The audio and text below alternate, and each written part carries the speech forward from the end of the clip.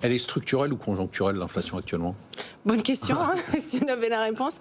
Il y a plusieurs facteurs. Bien sûr, il y a la conjoncture, donc l'énergie, la crise énergétique qui devrait quand même il y a de la volatilité qui va venir. Hein.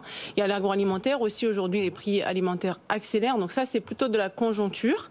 Mais il y a aussi du structurel parce que, en fait, finalement, j'en parlais de la démographie, mais c'est quelque chose qui est très inquiétant puisqu'en fait, quand on regarde l'évolution de la population active, en fait, en Europe, en zone euro, on est sur une tendance à la baisse sur les 30 prochaines années. Et on voit déjà aujourd'hui des pénuries de main-d'œuvre et de la mauvaise allocation de la main-d'œuvre existante, puisque sur les métiers du devant, on n'a pas forcément bien formé les gens.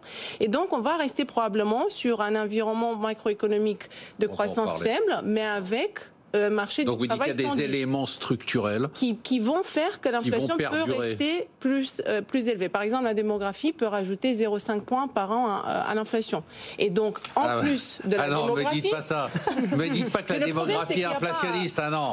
Il n'y a pas juste la démographie. Il y a les 5D. Nous, on aime bien parler des 5D. Donc, la démographie, bien sûr. La déglobalisation, même si elle est partielle, elle existe. Donc, elle aussi, elle peut rajouter 0,2, 0,5, ça dépend des régions.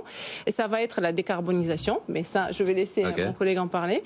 Et puis après, il y a la dette. Parce que quand on est dans un environnement de dette élevée, peut-être qu'on a plus de marge de manœuvre pour accepter une inflation élevée.